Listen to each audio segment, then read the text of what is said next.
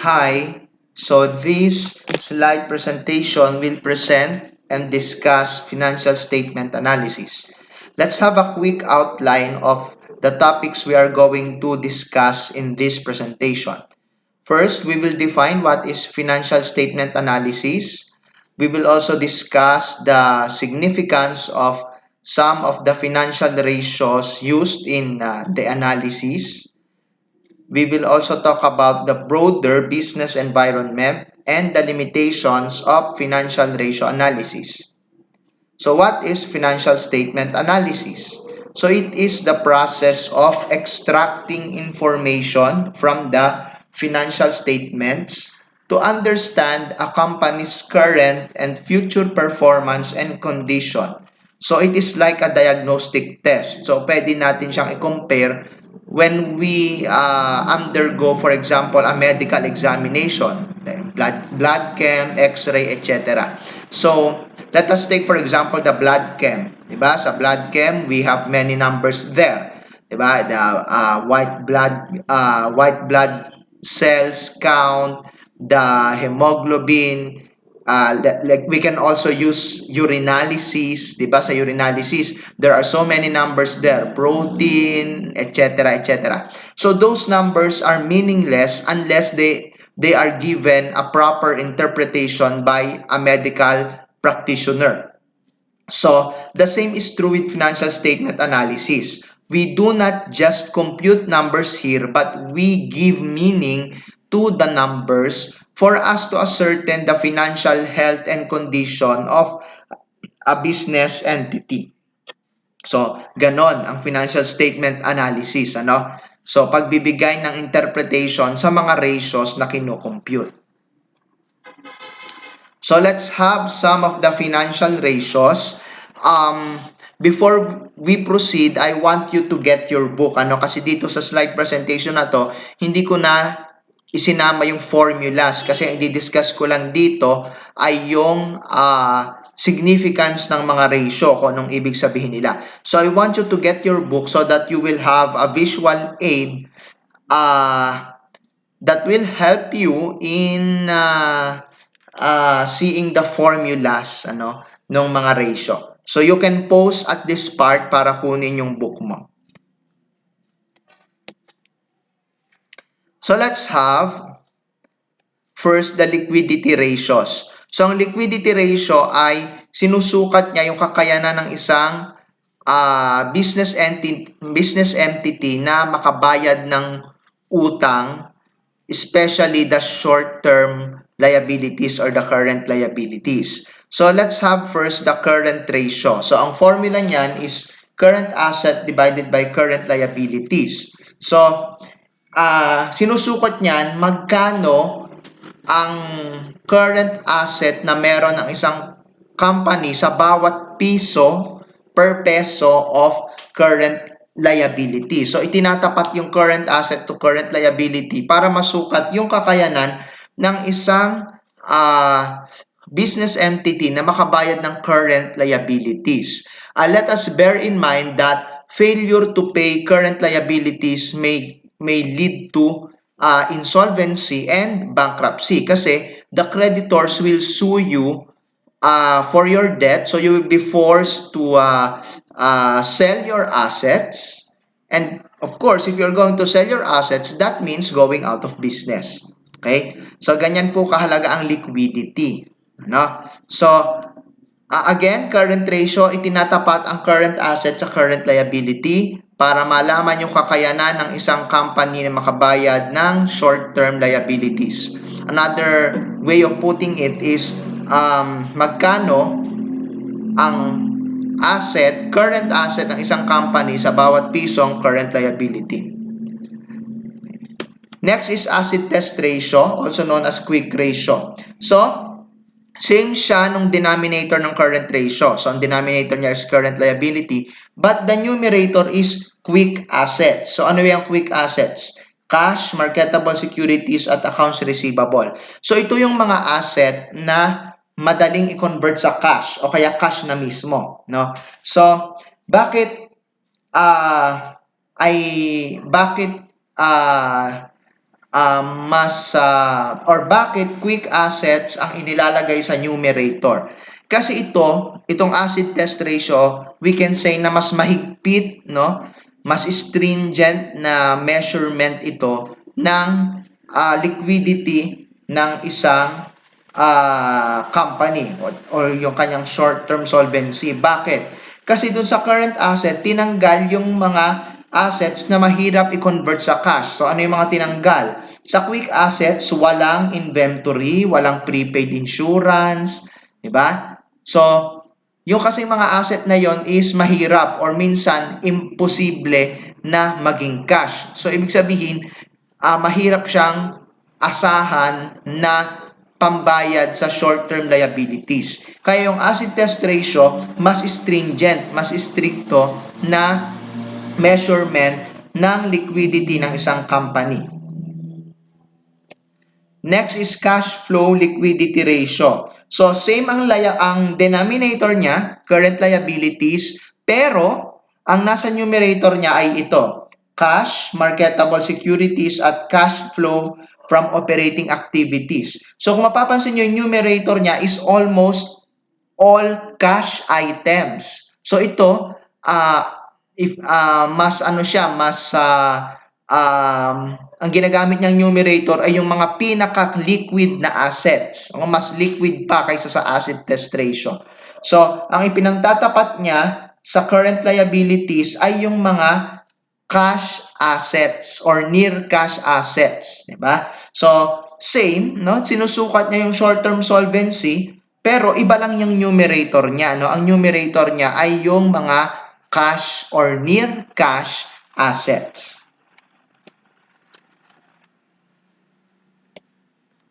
Let us now discuss asset liquidity and management efficiency ratio. So ito, ang sinusukat ng mga ito yung galing ng isang company sa pag-manage ng assets, no? Yung kanyang ability to generate benefits given its resources or assets. First is trade receivable turnover and average collection period. So, sinusukat po nito yung bilis ng isang business sa pagkolekta ng kanyang mga pautang. Napaka-importante po nito kasi yung pautang, wala namang silbi yan unless maging cash. So, mas mabilis kang makakolekta ng utang, mas efficient ka, no? At mas mapapakinabangan mo yung cash, pwede mo siyang magamit as payment for operating expenses or for investment, no? So, mas mabilis makakolekta ng pautang, mas mabuti. At itong ratio na to, itong trade receivable turnover at yung average collection period, ginagamit din po siyang pang-analyze ng credit policy ng isang company or ng isang business. Kung if you are still familiar with it, yung mga 2, 10, and 30, yan. So, ini-evaluate po yan kung siya ba ay harmful or helpful sa isang business. So, ito po yung ratio na ginagamit na pang-analyze ng credit terms or credit policy ng isang company. Next is inventory turnover and days supply in inventory. Marami po siya sa book pero i-generalize ko na siya. Ito pong mga ratio na ito ay ginagamit upang sukatin kung gaano kabilis mabenta ng isang company yung kanyang inventory. No, syempre mas mabilis, mas mabuti, no? So, kung meron kang raw materials turnover, ang ibig sabihin naman nun, gaano siya kabilis gumamit ng raw material. So, it can be used as a measurement of how fast a company produces its products, no?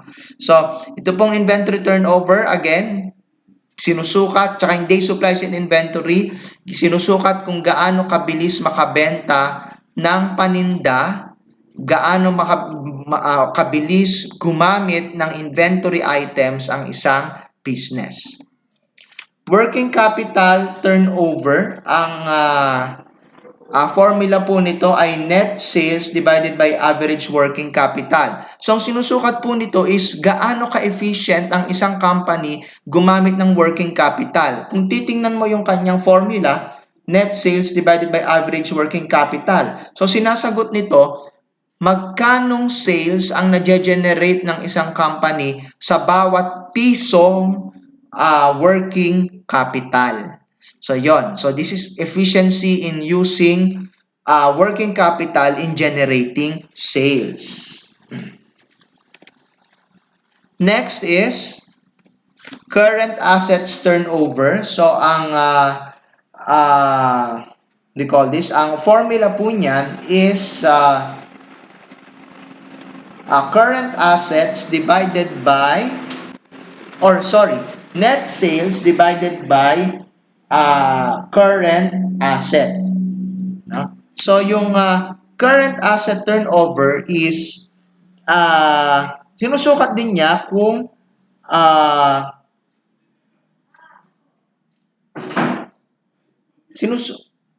sinusukat din niya kung gaano ka-efficient yung isang company sa paggamit ng kanyang current asset. Let me correct that. Now, current assets turnover is cost of sales plus